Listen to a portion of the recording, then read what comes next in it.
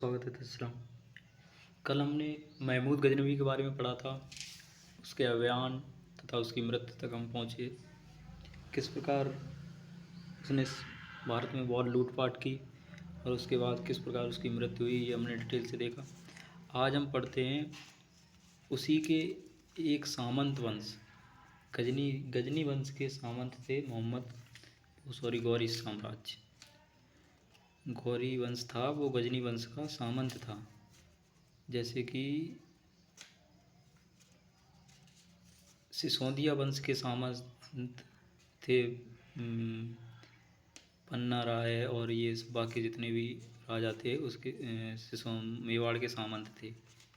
चूड़ी, बूंदी, ये जितने भी साम्राज्य थे छोटे छोटे, ये सब मेवाड़ वंश के सामंत थे। उसी प्रकार ये गजनवी साम्राज्य का सामंत था। गौरी साम्राज्य का आधार अफ़गानिस्तान है। ये है जिसमें अफ़गानिस्तान था। आरंभ में गजनी साम्राज्य के ये सामंत थे। ठीक है।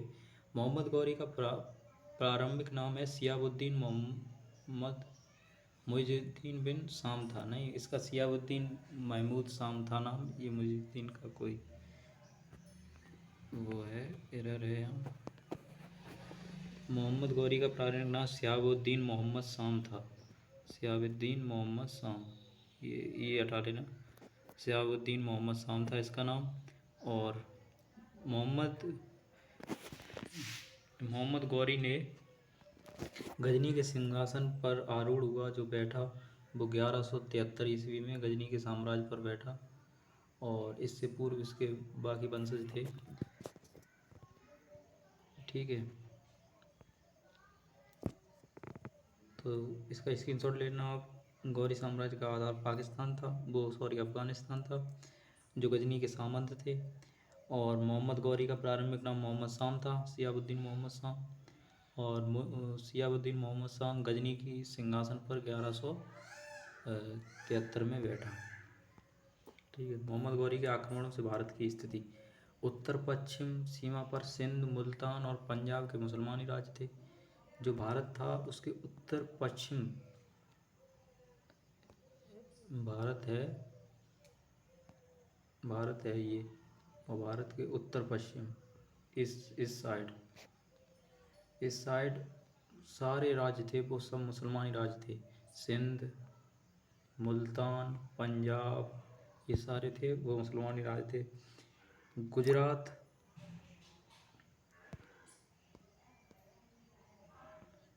में क्या था? गुजरात में काठियावाड़ में चालुक वंश का राज था। इनकी राजधानी अहल्याबाद पाटन थी। गुजरात में चालुक वंश का राज था, यहाँ इनकी राजधानी थी अहल्याबाद पाटन। और दिल्ली तथा अजमेर के शासक, दिल्ली और अजमेर के शासक थे पृथ्वीराज चौहान। पहले सोमेश्वर इनके नाना जी थे, उनके बाद ये शासक थे। इन्हें अपने नाना जी की विरासत मिली हुई थी पृथ्वीराज चौहान को। अजमेर का किला। दिल्ली तथा अजमेर का शासक पृथ्वीराज चौहान, पृथ्वीराज तिथि थे। इन जो पृथ्वीराज चौहान थे, वो पृथ्वीराज इनसे 3 और पहले हो चुके थे, 2। ये तृतीय पृथ्वीराज थे। इनका उपनाम राय पिथौरा था। ठीक है। मोहम्मद गौरी और पृथ्वीराज के बीच संघर्ष तवर हिंद भटिंडा में शुरू हुआ था। सर्वप्रथम इनका संघर्ष था तो तवर हिंद भटिंडा में शुरू हुआ था, मोहम्मद गौरी और पृथ्वीराज चौहान के बीच।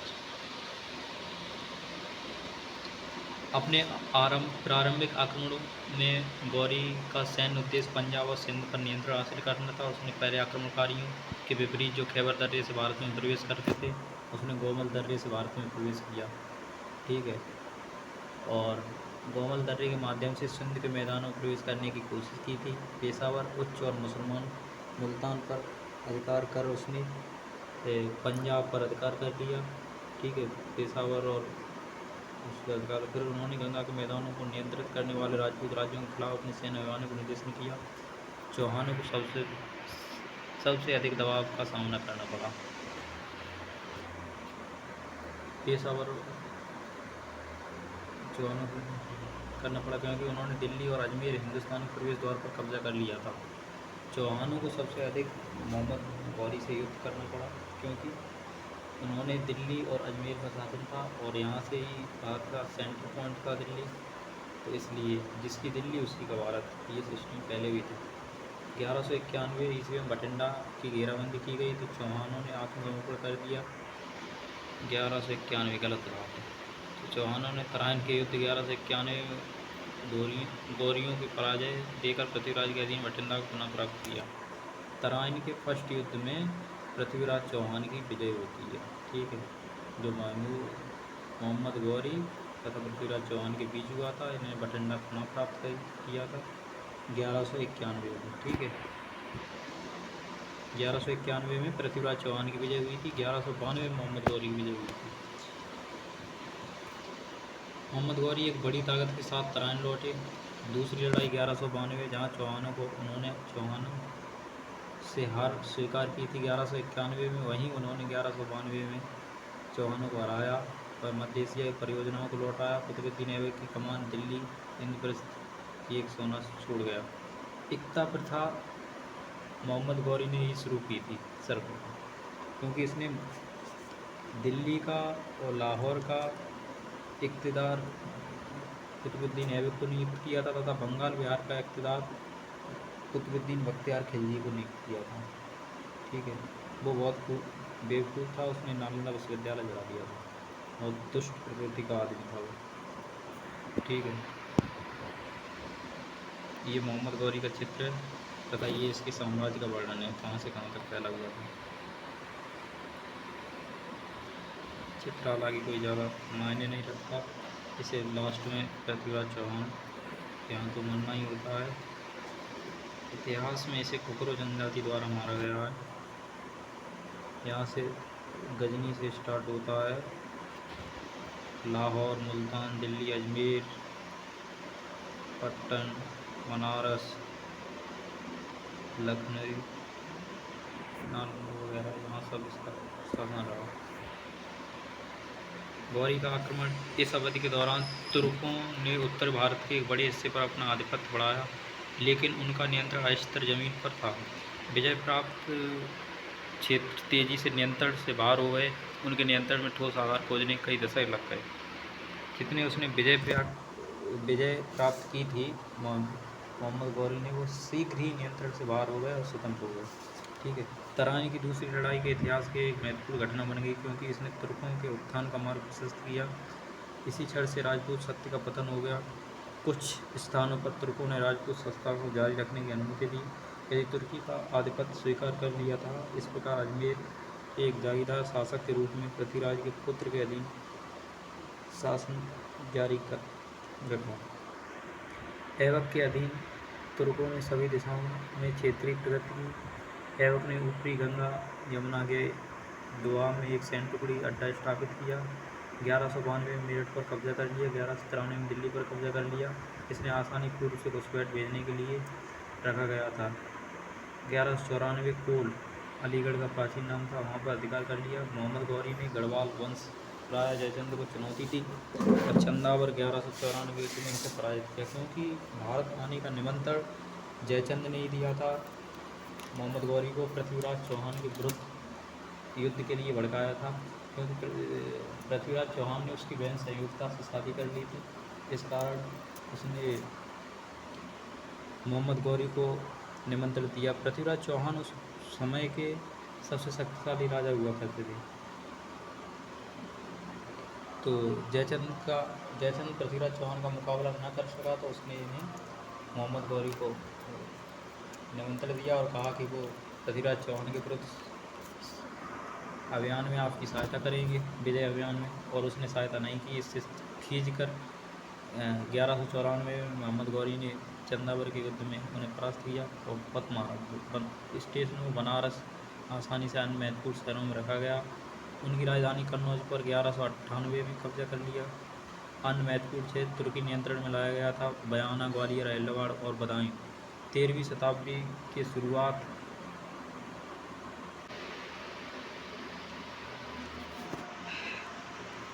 तुर्कों ने तब पूर्वी प्रांतों में प्रवेश किया। तुर्कों के लिए बख्तियार खिलजी ने मगध पर विजय प्राप्त कर ली थी। बंगाल के लक्ष्मणों द्वारा शासित ने भी प्रवेश किया। मोहम्मद गौरी को भारत में तुर्की संस्था का वास्तविक संस्थापक माना जाता है। किसे तुर्की संस्था का वास्तविक संस्थापक माना जाता है? मोहम्मद गौरी को, क्योंकि जो बाकी तुर्क आए थे वो सिर्फ लूटपाट के माध्यम से अपने निकल लिए। इसने संस्था स्थापित की। 1206 में मध्य एशिया में शिया विद्रोहियों और खोखरों द्वारा उनकी हत्या कर दी गई। किसकी? मोहम्मद गौरी की हत्या खोखरो जनजाति द्वारा की गई। हालांकि कुछ इतिहासकार बताते हैं कि उसकी हत्या गजनी में पृथ्वीराज चौहान ने की थी, जो वो आपने सुनाई होगा, तीर वगैरह मार के, ठीक है। और उसकी हत्या खोखरो जनजाति द्वारा की गई थी, मोहम्मद गौरी की हत्या, ठीक है। 1206 से कुतुबुद्दीन ऐबक उसकी हत्या के बाद 1 साल तक शासक नहीं बनता है। फिर मोहम्मद गौरी के भाई उन्हें बताते हैं कि तुम गुलाम नहीं हो, अब शासन कर सकते हो। तो उसने 1206 से 1210 ईस्वी तक शासन किया भारत पर, वो दिल्ली पर। उसने अपने आप को कभी सुल्तान की उपाधि नहीं दी, लाख बाग और सिपह सलार बाकी उपाधियाँ रखी। उसने अपने आप को कभी सुल्तान की उपाधि नहीं दी। उसके बाद आता है उनका इल्तुतमिश, वो भी गुलामों का गुलाम था। मतलब कुतुबुद्दीन ऐबक था गौरी का गुलाम, और कुतुबुद्दीन ऐबक का इल्तुतमिश गुलाम था, इसलिए उसे गुलामों का गुलाम कहा जाता है। वो हम आगे पढ़ेंगे। और मोहम्मद गौरी का एक और गुलाम था जो बख्तियार खिलजी था, जिसने नालंदा विश्वविद्यालय में आग लगा दी थी, ठीक है।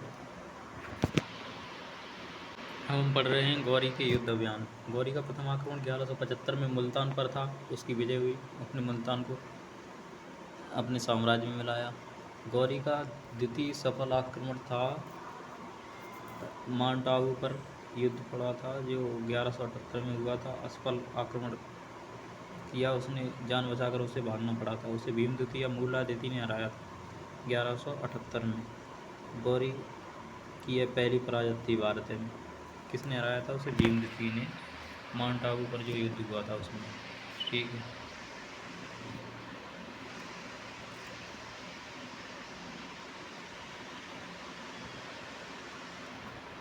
उसका ये सबसे पहला असफल आक्रमण था, क्योंकि उसे इसमें अपने जान बचाकर भागना पड़ा था। उसे भी मूलराज द्वितीय ने परास्त किया था। 1179 में गौरी ने पेशावर जीता। 1185 में सियालकोट जीता, ठीक है।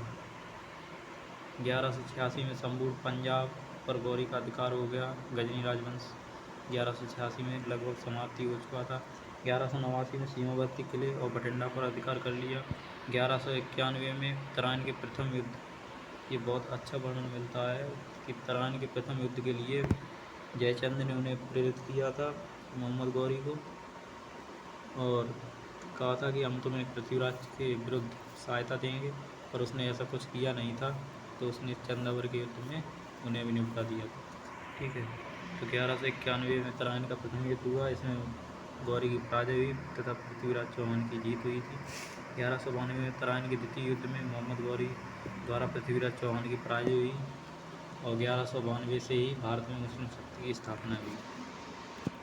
फिर जब इनकी सहायता नहीं की तो इनसे तो युद्ध जायज़ ही था उसका। 1194 में चंदावर का युद्ध हुआ, और जो गैड़वाल राजा जयचंद को इसने पराजित किया।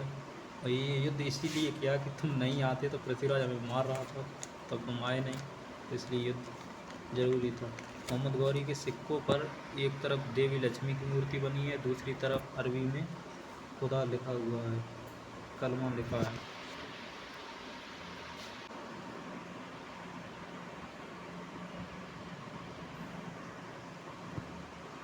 गौरी के विजय के बाद शीघ्र एकता प्रथा प्रारंभ हो गई, और उन्हें पहला इक़्तिदार कुतुबुद्दीन ऐबक, दूसरा कुतुबुद्दीन बख्तियार खिलजी को बनाया। धन्यवाद।